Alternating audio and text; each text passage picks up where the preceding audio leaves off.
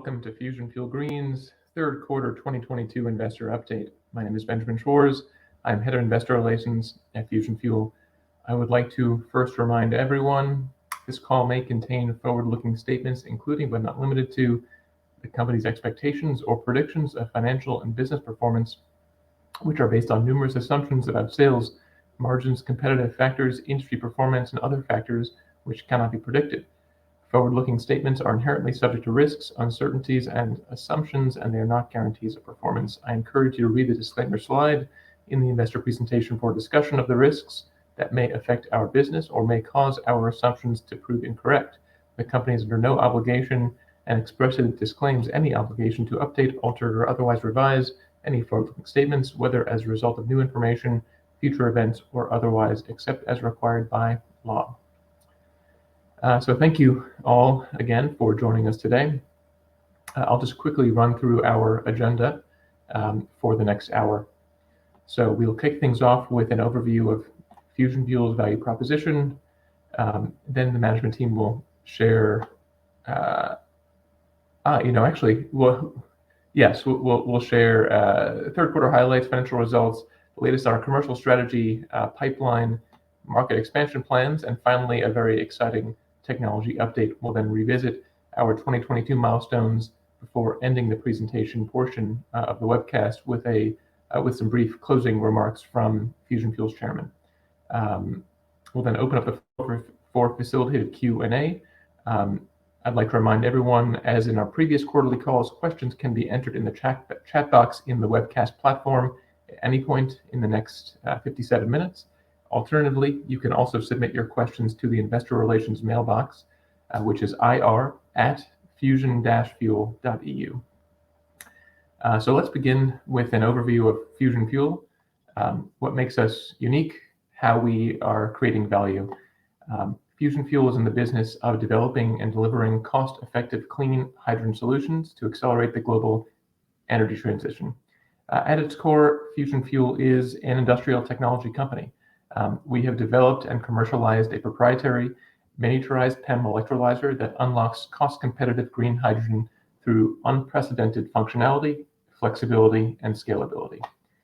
The modularity of our electrolyzer technology lends itself to a decentralized approach, and we've leaned into that as a source of unique differentiation.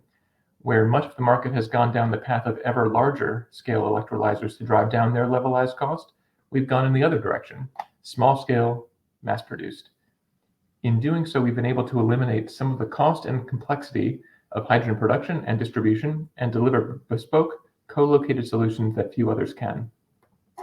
So while others are talking about developing green hydrogen projects, we are doing it. Our unique approach and differentiated tech have enabled us to build a robust commercial pipeline of tech sale and development projects. We are producing green hydrogen today at our demonstration facility in Portugal, with many more highly actionable projects in various stages of the development cycle, including what will be Spain's first solar to green hydrogen refueling station, which we're developing for Exolum in Madrid. So with that primer, I'll now pass it over to Frederico Figueira de Chavez, Fusion Fuel's CFO and co-head, for an update on the third quarter and subsequent events. Thanks, Ben. Appreciate that. And thank you everyone for joining once again. As mentioned last time, we have received approval of a 10 million euro grant from Component 14 of Portugal's Resilience and Recovery Plan for a project in Sines, and also commenced work on our Exolum tech sale project in Madrid during the third quarter. More recently, we have announced 2 tech sale contracts totaling 7 million euros in Portugal and in Spain, in addition to the opening the Italian market with the Duferco Energy agreement. We continue to make progress on securing grants for the projects we're involved in, and I will dive into this a little further later on. 2 significant notes from earlier today and last week that are important for us. We've now disclosed our first project in the US. This is a project that has been in the works for several months now, and with the passage of the Inflation Reduction Act, it's become a key strategic pillar for the company. Zach will dive deeper into this major milestone in a little while. Last week, we also introduced the HEVO chain. This is the first centralized electrolyzer for the company, and it's the first that we know in the market that is based on a series of miniaturized units working together in a string. We're extremely excited by this product. It not only opens new markets to us, but we believe it will also be a true disruptor for the PEM electrolyzer market in the coming years. During the third quarter, we booked an operating loss of 5.5 million euros, driven by 4.6 million euros of operating expenses. The increase in expenses from the second to the third quarter was largely driven by an increase in headcount, coinciding with the go live of Benavente, and then the related tax provisions required in Portugal for the holiday subsidies paid to employees. In addition, we incurred 600,000 euros of one-off bookings related to Evra, Exolum, and Exolum expenses, and various larger activities related to marketing costs, as well as various consulting and specialist engineering validation works, the results of which we've disclosed in previous quarters. Going forward, we're adjusting our administration expenses guidance to around 4 to 4.5 million euros per quarter for the fourth quarter and also for most of 2023. Our pre-tax profit loss for the quarter was again significantly impacted by the non-cash item of the fair value movement of the outstanding warrants. This had a 3.8 million euro positive impact, bringing our pre-tax loss for the quarter at 1.6 million euros. One item I would like to highlight is that we expect to book revenues and also part of the P&L impact of the Exolum project during the fourth quarter of this year. So that's something to look for in the next quarterly update. We've added this slide, so for additional transparency for our shareholders and analysts, we've added a slide covering some elements of our balance sheet to the financial section of our results, and we'll continue to provide this information going forward. As you can see, we have a total of 61 million euros of total assets and around 15.6 million euros of liabilities. Our property, plant, and equipment is mainly composed of our Evra plants, our HEVO-Sul Sines project, and our Benavente facility. Regarding Benavente, several months ago, we initiated a process to do a sale-leaseback of the property. We can now inform you that this is a transaction that we expect to close in December, which will also generate substantial cash proceeds for the company. Important to note, we currently hold 12 million euros of inventory and around 3 million euros of advance payment to suppliers. This is a result of measures taken late last year and at the beginning of 2022 to secure our supply chain. We've recently seen several cases where competitors were unable to deliver due to supply issues, and we have had the opportunity to step into projects in their place. Over the coming months, we will be working to transition this inventory into revenues and have a positive impact on our cash balance. Our receivables also include 3.7 million euros of grant requests that we are awaiting payment on. In the third quarter, we continued to hold substantial VAT receivable balance of 6.5 million euros. However, I'll highlight that we have submitted reimbursement requests for part of this balance. These requests have been approved, and those inflows will be reflected in the fourth quarter. During Q3, we continued to pay for some materials ordered, not only for inventory and for our Evra and Exolum projects, as well as investments into our intellectual property and our 4.6 million euros of operational expenses. Our liquidity position is something that we as a team have been actively managing with the various tools that are available to us, including, as mentioned, the reimbursement of our VAT and the grants receivables, the sale leaseback of Benavente, and as our projects progress traditional revenues. We are a company in an aggressive growth trajectory, and the recent announcements and projects may require certain capital in the future. As we've noted before, we'll continue to consider all possible options for the company to ensure that we continue to execute along our growth plan.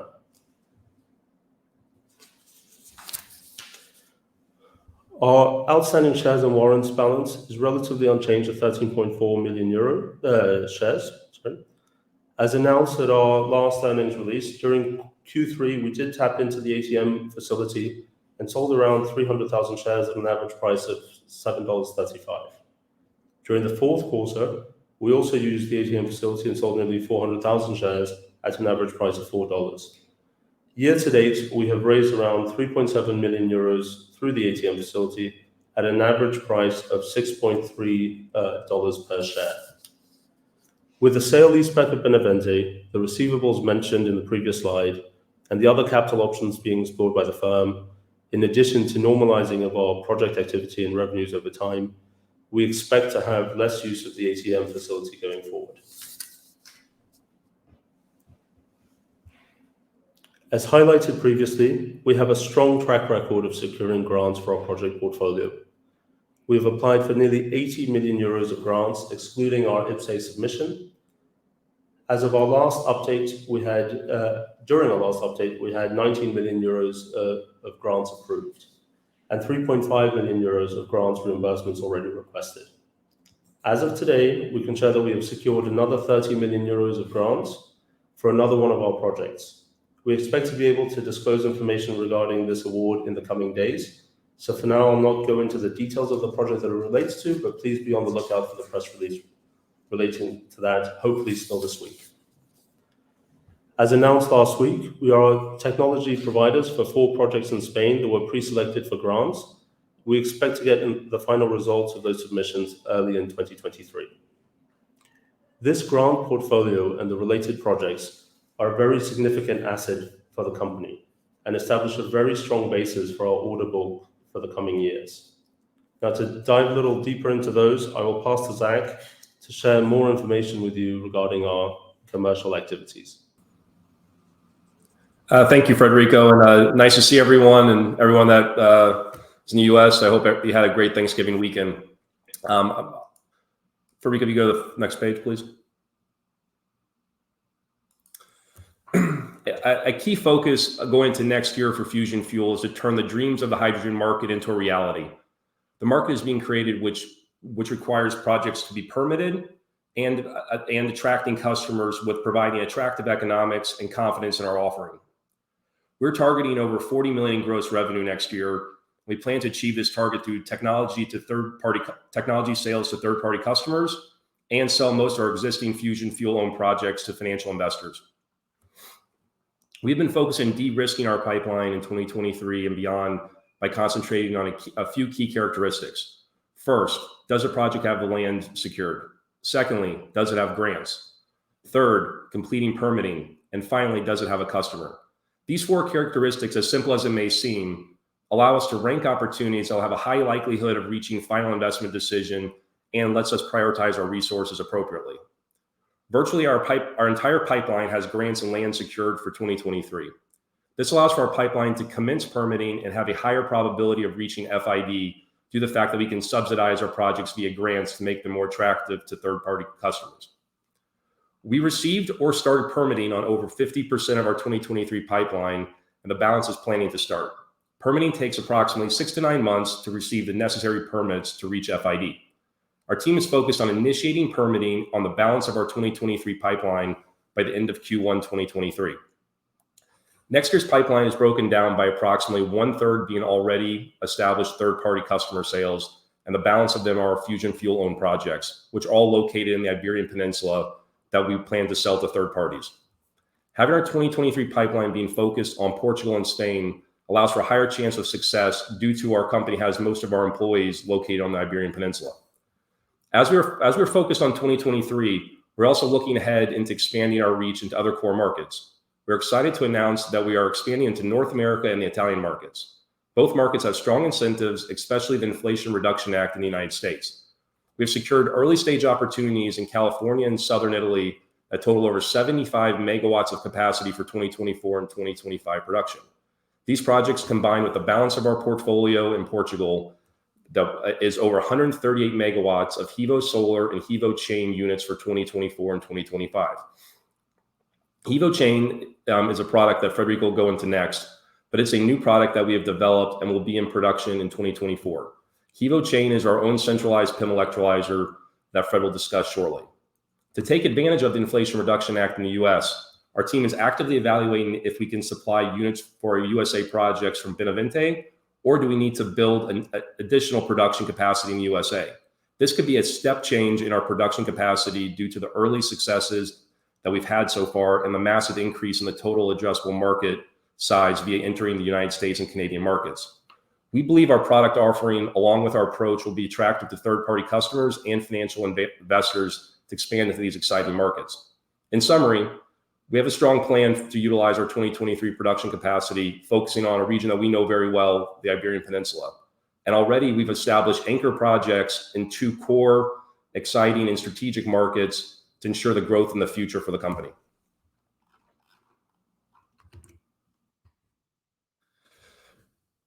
(2023's technology sales, as I just noted, are focused on the Iberian Peninsula. We have over 18 megawatts of capacity of projects that total 743 units with an estimated potential revenue of over 45 million to Fusion Fuel that have 15 million grants attached to those projects. We are concluding the construction, as Federico just noted, of our first technology sale in Madrid with Exolum. I've built a team to be able to execute our projects in this region, working closely with our third-party external partners. These capabilities allow us to either do a tech sale or a turnkey project that includes engineering, procurement of the balance of plant equipment, construction of the facility, as well as the operations. This allows us to not only make returns on the tech sale, but also on the overall project and potentially recurring revenue from operations if we operate the facility. Our tech sales in Portugal are with the same company, Kime. Both projects have secured grants, have the land, and the first Kime project is already under environmental permitting. We anticipate Kime 1 reaching FID in the first half of 2023. And as Federico noted, we already have inventory available to execute this project. The Spanish portfolio has been pre-selected for the PERTE program and finalizing their respective grants. These projects are going through a final evaluation to receive formal award of the grants, which is noted as awaiting grant in the table. We're focused on supporting these respective projects and receiving their grants so they can initiate permitting in the first quarter of next year.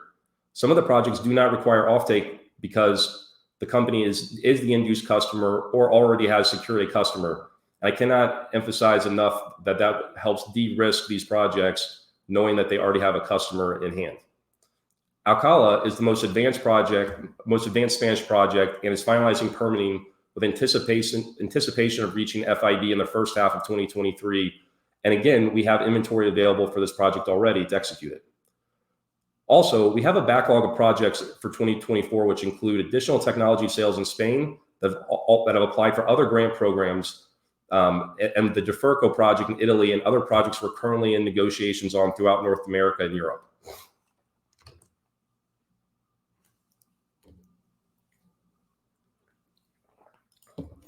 Our development projects continue to progress.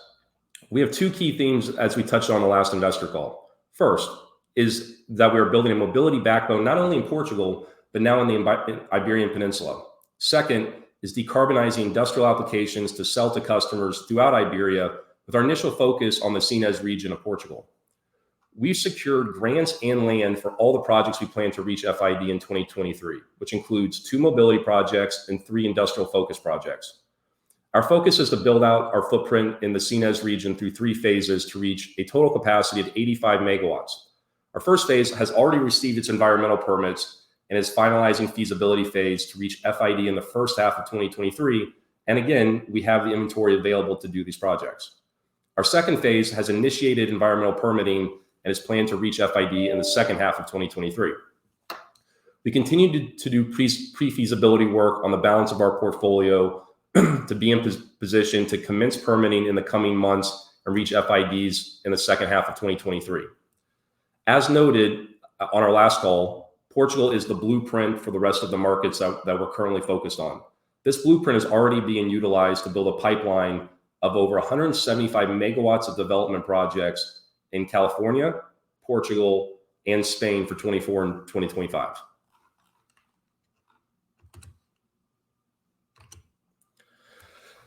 I cannot emphasize enough how the expansion into North America is truly a game changer for Fusion Fuel. North America has significant momentum due to the IRA and infrastructure bill that create hundreds of billions of dollars in subsidies for hydrogen and other renewables and clean tech manufacturing. Most of you probably already know this, but I will emphasize anyways.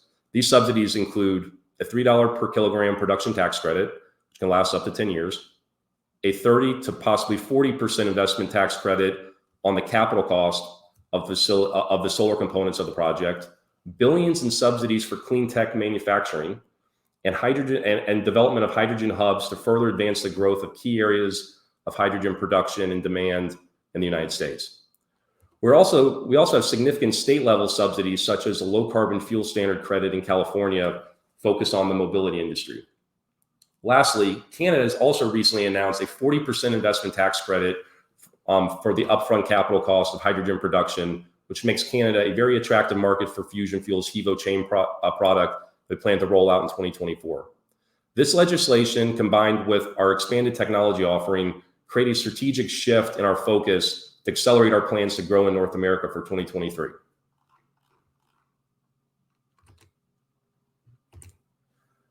Securing our first project in North America in Southern California was strategic due to our technology offering and maximizing the incentives to have the highest likelihood of reaching a successful FID.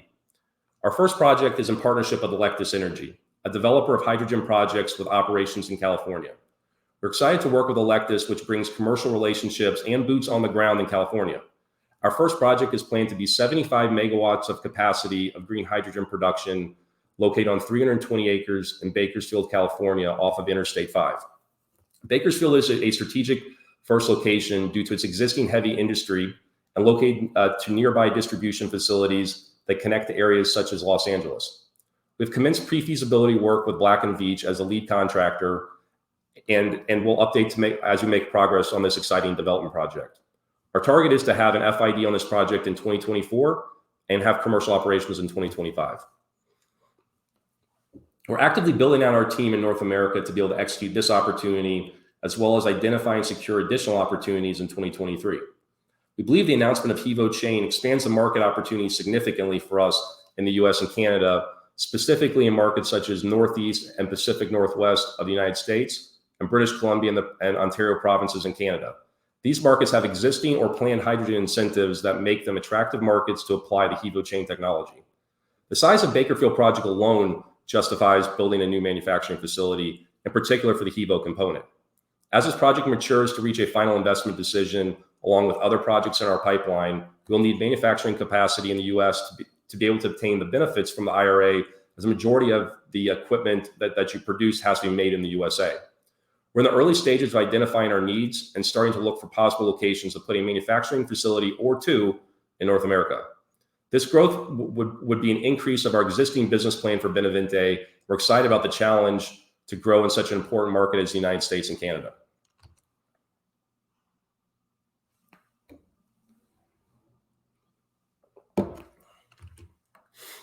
We are also excited to have expanded to the Italian markets. We think that the Italian market is a natural expansion of our core and strategic markets in Europe due to its excellent solar irradiance, existing natural gas infrastructure, and ambition to add hydrogen production in the coming years. Italy also has an existing natural gas grid from Northern Africa to Southern Italy, and is seeking to, by 2030, have a significant increase in its hydrogen use for heavy industries and long-distance truck transport. This is ideal for Fusion's mobility and industrial decarbonization strategies we are already employing in the Iberian Peninsula. Our partnership with Duferco Energia is exciting because Duferco's core business is energy trading, steel manufacturing, and shipping businesses. The joint agreement has been established between Duferco and Fusion Fuel with the following goals: to develop a footprint in Italy and the MENA region for technology sales and project development.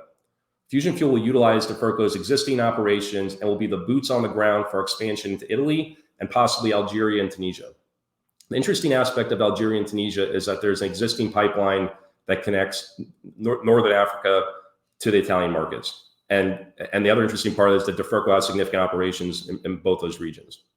The perfect way to start any partnership is to focus on a project and execute it. We're doing this through the development of a pilot plant in Duferco's Giammoro site in Sicily. We plan to install 50 HEVO solar units where the green hydrogen will be used to feed a molten carbonate fuel cell system that's a technology that Duferco wants to test.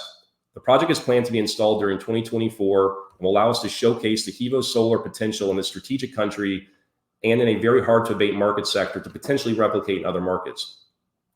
Following our successful strategy in Iberia, Fusion Fuel will now use the same blueprint as I noted earlier in mobility and the industrial segments. Our target is to have up to 4 mobility hydrogen refueling stations in southern Italy by the end of 2024. Separately, we've seen northern Italy in areas such as Bologna, Brescia, Verona, and Ravenna as key areas similar to Sines to focus on decarbonizing the steel, glass, ceramic, and refinery industries as examples.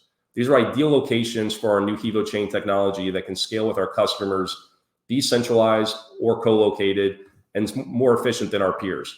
We'll work with the FERCO to use this technology at the Brescia steel mill as one of the initial targets in this region. I'll now pass it back to Federico to go through our exciting new technology developments of the HEVO-Chain. Great. Thanks, Zach. So innovation hasn't stopped at Fusion Fuel, and obviously Zach and the team and the whole commercial area is keeping us well on our toes with all these opportunities. So I'm happy to be able to share with you some of the great things the team has been working on today. So for those of you who have followed our story for some time, you know that this all began with our first generation of our miniaturized PEM electrolyzer, the HEVO. This 2020 model worked at 1 bar of pressure and required 664 HEVOs per HEVO solar unit. We then consolidated 3 HEVOs into one in 2021, and this is the model that's been installed in Évora. This year, we further consolidated our HEVOs so that we only require 144 per HEVO solar. This version, while still taking advantage of the cost benefits of the miniaturized system, can work at 4 bars of pressure and has an increased hydrogen output and a 50% cost reduction from the 2021 version. We're already in testing of the 2023 version of the HEVO. This not only sees further consolidation, but still maintaining an overall similar size, but it is able to work with 2 membranes per unit, permitting us to improve the performance further and also reduce unit cost by another 20%. This 2023 unit is not only highly competitive, it's also a game changer for Fusion Fuel. We've recently taken the step into a new market for us, the centralized PEM market. Using this 2023 HEVO, we've connected several units on an integrated string of miniaturized PEM electrolyzers. With this, we've created a modular system that is easy to install and operate and can work in sites with limited available space. It's able to work with any energy source, thereby broadening our addressable market substantially, and no longer limiting us to markets with high solar radiation. This system takes advantage of the attractive cost benefits of using a miniaturized system, which we've covered before. This allows us to to make even small systems cost effective, rather than what could be seen in the market today, where electrolyzers need to be very large to be cost efficient. We are bringing affordable hydrogen solutions even for small scale uses. As it is modular, it's also easily scalable, making us competitive already with our first generation for many different types of projects. All of this together gives us the HEVO-Chain, a truly revolutionary product in the hydrogen market. Now we'll show you a short video on the technology.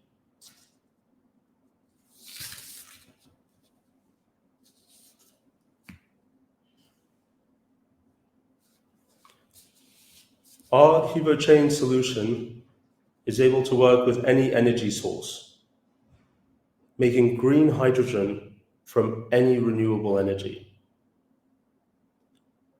This is a stark new world for Fusion Fuel, and a very exciting one at that. It is a solution that can be containerized and suitable for small to large scale use cases. It's all based on our HEVO miniaturized PEM solution, all working in tandem on a string.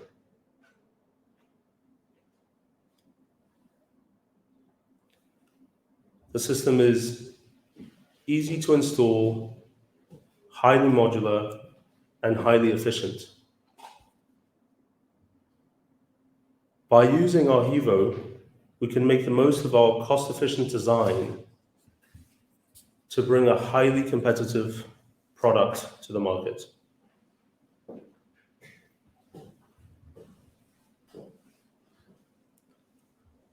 We believe this will truly disrupt a lot of the existing small, especially small and mid-sized projects in the market today.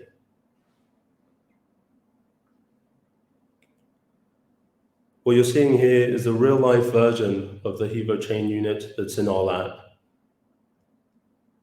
We're running tests to be able to bring this to market in 2024. We need to first thoroughly test the system and then industrialize it for production.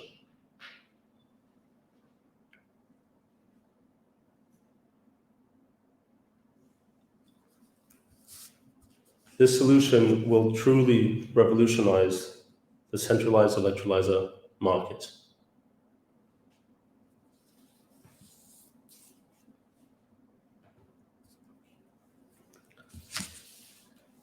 The HEVO-Chain hydrogen unit, which I have with me here today, so you might be able to see it right now next to me to get a sense for the size, is made of 16 HEVOs, all integrated and linked, but operating independently. The system is designed to be modular and scalable, and we can include them in a rack to be able to service larger projects. It boasts one of the highest efficiency rates for PEM systems today. Again, this is all based on what we learned in the creation of the HEVO-Solar. This new addition to our product portfolio puts us in a strong position to be competitive for a wide range of projects. Focusing the HEVO-Solar on projects with large-scale grants, land availability, and very high solar radiation, and the HEVO-Chain on markets with land constraints and requiring a range of energy sources. In 2022, we developed the first HEVO-Chain hydrogen unit, again, right next to me here, allowing us to now begin planning projects using this technology. The first version uses the existing water and power systems from the HEVO-Solar and the HEVO-Night technologies. In 2023, we'll subject the hydrogen unit to further testing and also focus on making the water and power systems suitable for inclusion in the rack and container solutions. In 2024, we expect to start industrial production of the HEVO-Chain and commercial operations, offering both rack and containerized solutions. In order to do this, we will start planning projects and kicking off the required licensing and permitting processes for these projects already in 2023. I'd like to briefly update you also on our production status and our Benavente facility, where we continue to ramp up production of the HEVOs each month. We currently hold 12 million euros of inventory, as I mentioned previously, together with another 3 million euros of prepaid orders to suppliers. This puts us in a very strong position to be able to deliver product to our projects, as Zach mentioned earlier, and in several cases, even step in where competitors have not been able to deliver. This significantly de-risks our 2023 production and also project portfolio. In the first half of 2023, we expect to install and start activities on both our solid concentration and module production lines in Benavente to complement the existing HEVO production line. And we want to have Benavente with a 100 megawatt annual production capacity by year end. In 2024, we expect to install and operate our HEVO-Chain production line and gradually increase our production capacity so that by the end of 2025, we reach 500 megawatts of annual production capacity and going into 2026. As always, we'll close covering our main milestones. But to note, we continue to make strong progress across all fronts of our major milestones for the year, all while significantly ramping up our team and ensuring the company operates smoothly as one unit. Whereas we would have liked to have seen faster developments in licensing and permitting processes for some of our projects and some of our markets, we've been positively surprised by the large movements governments around the world are making in the hydrogen market, building up significant momentum for the industry. For us, the IRA in the US in particular marks a strong game changer in the hydrogen market, and we could not be more thrilled about the timing of our entry into this region with the Bakersfield project. The introduction of the HEVO chain is also another product that is likely to have profound positive impacts on the company, both in terms of the markets available to us, as well as solving solutions that in the past we simply had to pass up on. We're ramping up to close 2022 in a very strong position for the upcoming year. So with that, I'll pass to our chairman for some closing remarks before moving on to Q&A. Thank you. Thanks, Federico. This investor presentation has been chock full of important developments at Fusion Fuel. Therefore, I'm sure we're going to have lots of questions, so I'll not take up much of your time. Quarter after quarter in my remarks, I've emphasized that what has been my formula for success as an investor, finding companies with a strong management team, a differentiable and superior technology, and serving a growing market. As I read Wall Street research discussing Europe's impending economic winter of discontent, the uncertain timing of any relaxation of China's COVID-0 policy, and the likelihood that the Federal Reserve will need to bring on a recession in order to break the back of inflation in the US, I'm greatly comforted knowing that Fusion Fuel operates in a market that is, and for the foreseeable future will be, the beneficiary of huge tailwinds. The financial incentives for green hydrogen, which will exist for years to come in both Europe and North America, give me the confidence to say that despite the highly uncertain global macroeconomic environment which most businesses are facing, the market opportunity for Fusion Fuel has never been brighter. With that, I'll turn it back to you for Q&A, Ben. Great, thanks so much. A lot of questions came through, so appreciate your engagement. We'll begin with a couple questions from Chris Sung from Weber Research. This is with respect to the breakdown of revenue between the HEVO Solar and HEVO Chain looking out into the latter half of the decade. Can you provide any guidance as to which product would likely be Fusion Fuel's main source of revenue by 2025? What about 2030? Federico, do you want to take that one? Sure, absolutely. So from our side, obviously, in the short run, HEVO Solar will be taking the bulk of that, given that that's the production facility available. In the future, as we ramp up, most likely HEVO Chain will likely overtake HEVO Solar.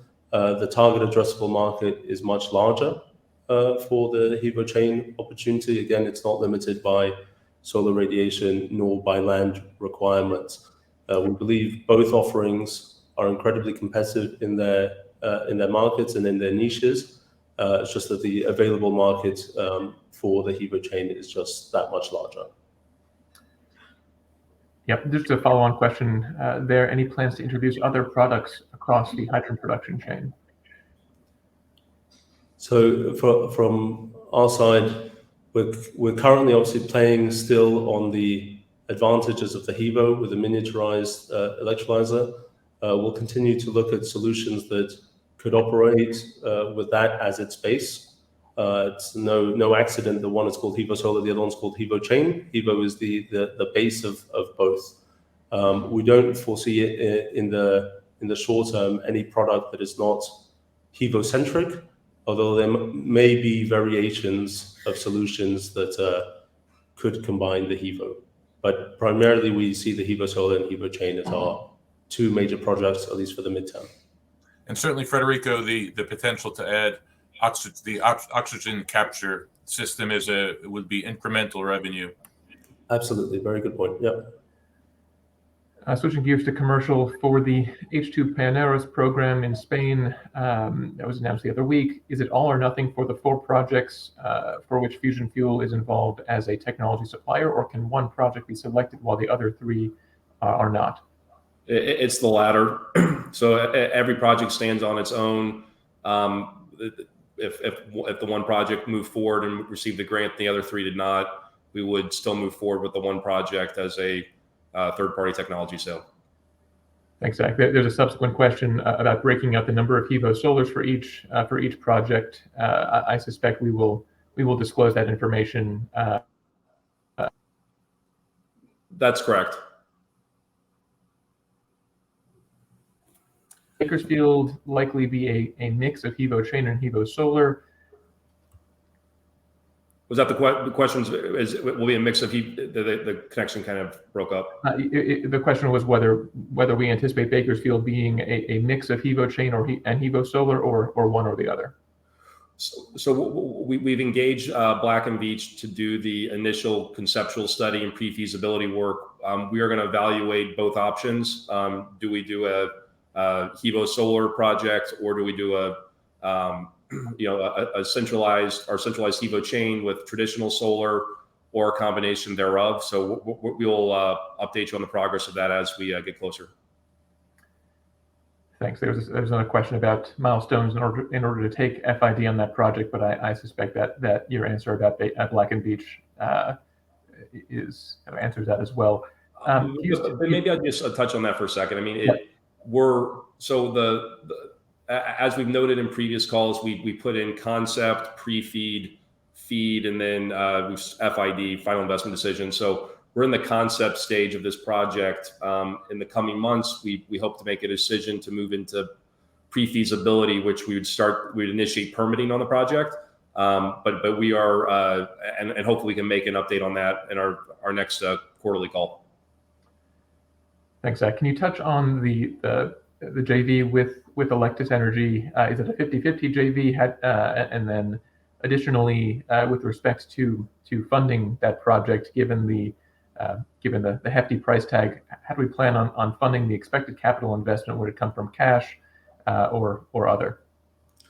We are planning to have a 50-50 joint venture on the project. We have a current arrangement on funding the development costs of the project, and we are already in active discussions with our own financial investors to kind of come in and partner with us on that project. So the plan is, as we get closer into to reaching FID, we'll lock down and secure our financing for it, for our position, which, as I noted earlier, we'd sell our units to, so it'll look like a third-party technology sale with equity upside. And then Electus has arranged their own financing for their position.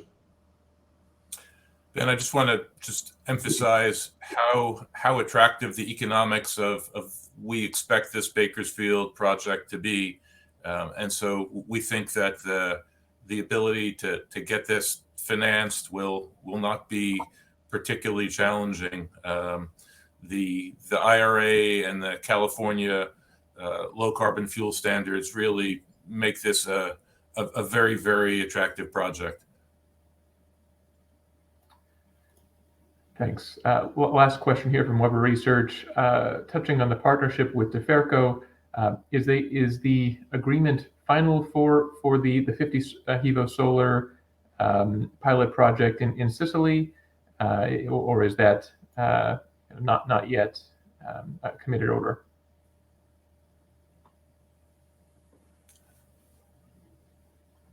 Well, Zach, you're on mute. Good. That got me. We're working jointly with them to develop to do the engineering work to submit for an upcoming grant program in Italy. The plan is that after we submitted the grant, we will have entered into a third-party technology sale agreement with them. Right now, it's under a memorandum of understanding or letter of intent, but we plan to convert that into a binding agreement in the coming months. Great, thanks. A couple of questions here from Erwan Croydon from Royal Bank of Canada. With respect to the broader pipeline and timing of revenue recognition, should we be using commercial operation date as guidance for the revenue recognition timeline, or will we be recognizing revenue prior to that date?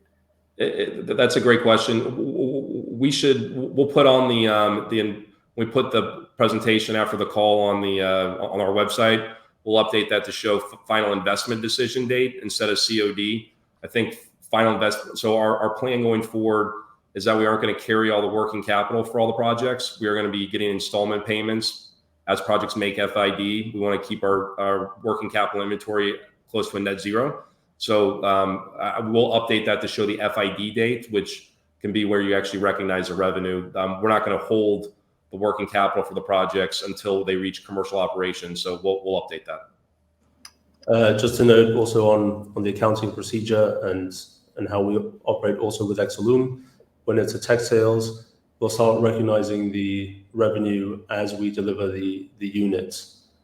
So by the date that's there on the COD, we should have recognized pretty much all of the revenues, or if not the vast majority of the revenues. But as Zach pointed out, the revenue recognition probably starts at FID onwards.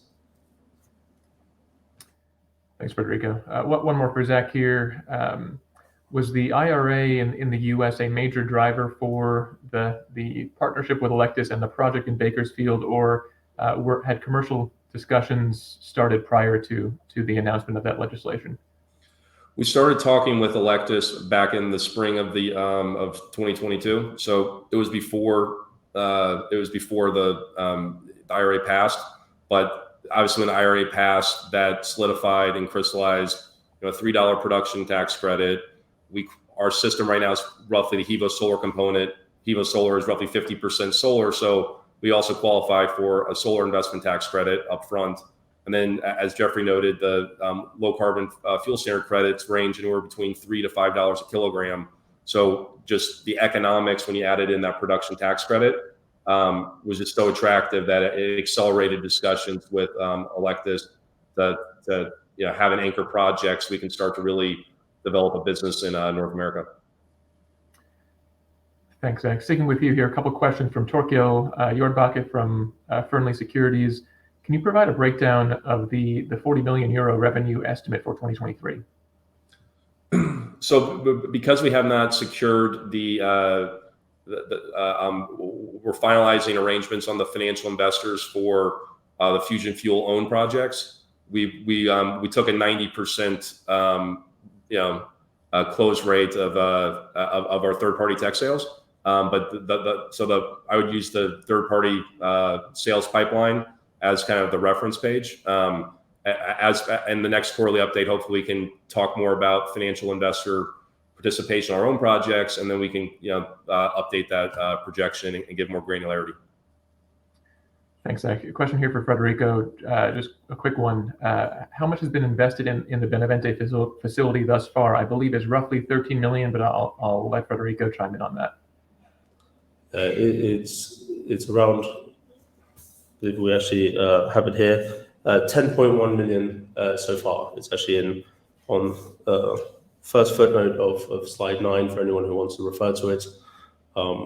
We do expect to probably invest another 15 or so million during 2023 into that facility.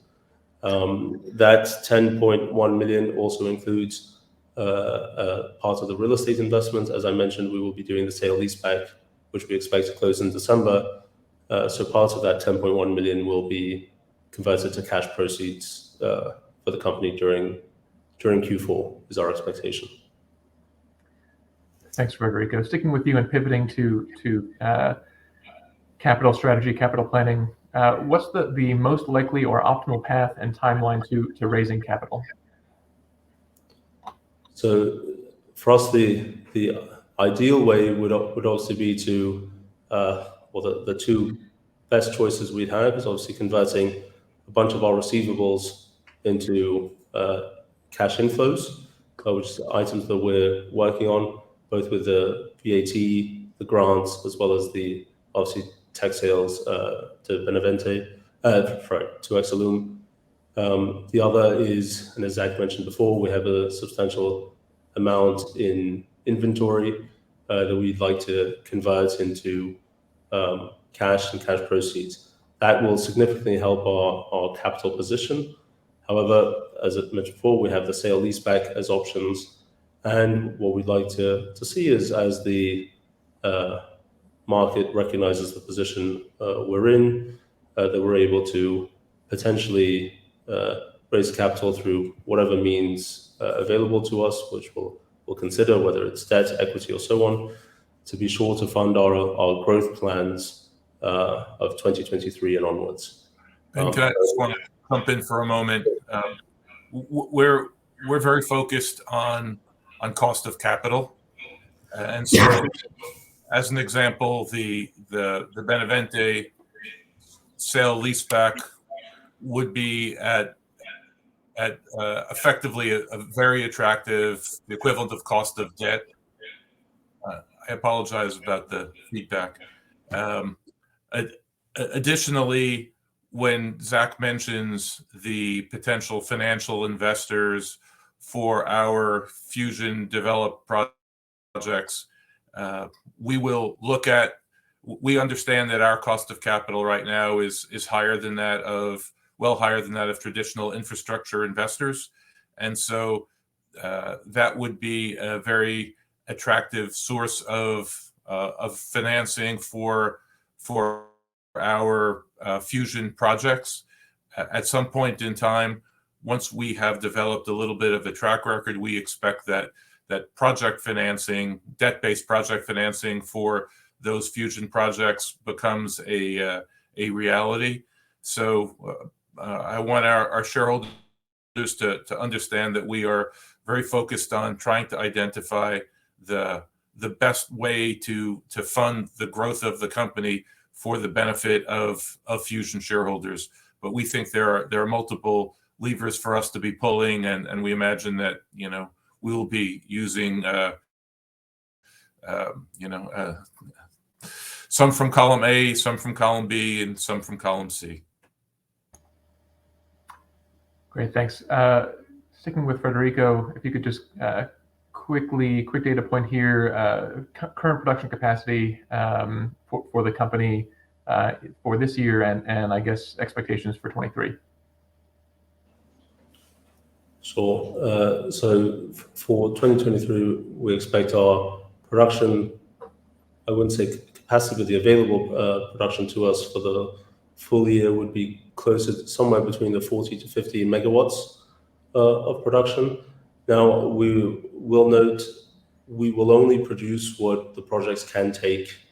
We'll avoid producing just for stock. We have a significant amount of inventory right now. So we do realize that, for example, right now we are producing at less than we could produce if everything was licensed and permitted.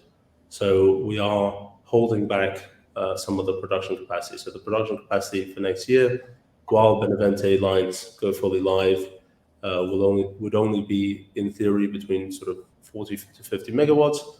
But how much of that we produce will depend on the projects going forward. As Zach mentioned before, we have a very healthy project pipeline and a lot of inventory to service those. So we hope to be in a good position to be able to deliver on that. But just want to highlight, it's also important for our capital. Back to what Jeffrey said on cost of capital, inventory is expensive for us. So we want to produce what is needed. Thanks. A couple questions on grants came in with respect to the 30 million estimate listed under other grant applications. Is that referring to component 5? So I will answer that mysteriously, which is to say that unfortunately we cannot disclose what project that is related to. As I noted during the slides,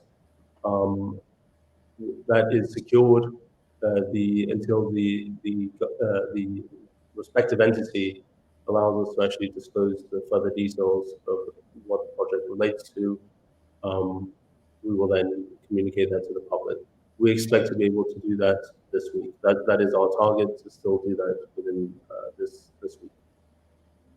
Thanks. And then sticking on that topic, the potential size of the IPCEI grant that was excluded from the table. I know it's something that we've not commented on in some time, but it's still hanging out in the background. If you have any clarity on that. Sure. So the IPCEI grant, the total IPCEI project was over $500 million. With the grant, if I'm not mistaken, it was in the sort of 150 million range, I believe. So it can significantly distort all of the numbers. We're in the third tier of the IPCEI submissions, so we should be. It's the next one to be communicated. Unfortunately, we don't define that timeline, and given that uncertainty and given the potential volatility and impact of that one single line item, we removed it from the list. That doesn't mean we are not pursuing it. I just want to be clear, this is very much a project that we still pursue, that we still work on. It's just something that we don't want to create expectations with such a single large item that can be such a binary outcome. Federico, I just want to clarify. When you say third tier, what you mean are there are different tranches depending on what the funding is for. Sorry, you're right. It's not third tier, it's third wave. My apologies. Yeah. So with the few minutes that we have remaining, just want to pivot over to a couple commercial questions for Zach. Based on the advantages of our HEVO solar technology in high DNI regions, are we seeing any increased demand or interest in our technology from the MENA region, and are we actively pursuing potential opportunities in those countries? That's a great question. We have not put that on the last two presentations, not because that we're not actively pursuing them or they're not still opportunities in the MENA region. But until we've secured kind of the necessary components that I noted in the presentation around land, subsidies if they exist, initiating permitting, those kind of things, we didn't want to disclose it because the size of it can skew everything else we're working on. But with all the caveats aside, still working on Morocco, still a couple opportunities we're looking at in Egypt. And as I noted, Duferco has, they have some potential opportunities with existing partners in Tunisia and Algeria. There's a question here about those pipelines, a trans-Mediterranean pipeline from Tunisia to Italy. Are those pipelines natural gas? Are they hydrogen? Do you have any understanding of what percentage of hydrogen those pipelines can transport? Natural gas, and my understanding is we're looking at under 5% to be blended as hydrogen. Capacity will be TBD, but because we've been focused more on the Italian aspect of it, but there's significant land available in those countries, and those are similar to the Morocco opportunities that as they kind of advance, we get land, we know more about the projects, and we can have more definition, we'll share it. Thanks. With our last minute here, estimated revenue for 2022, Federico? So our estimated revenue will be likely under 2 million. We will be booking the Exolum revenue. The Exolum project is a 2 million euro project. We'll be booking a portion of that. To note, as we go on into 2023, what we want to do is, with as many of our projects, which currently are born as HPAs, we want to pass them to a financial investor, ideally a financial partner. And as Zach mentioned before in his section, that we can recognize all of those as revenues. So we expect in the future to be able to book revenues for both the slides that Zach showed on tech sales and development projects. But for Q4, the only revenues we'll be likely booking will be related to the partial component of Exolum. Perfect. Thank you, Federico. Well, that will do it for our third quarter webcast. Thanks to everyone who joined for your engagement. If you have any additional questions, or if we did not get around to answering your questions, please feel free to reach out to me and the IR team at ir@fusion-fuel.eu. So we look forward to seeing you all again in our next update. Thank you, everyone. Have a good day. Thanks.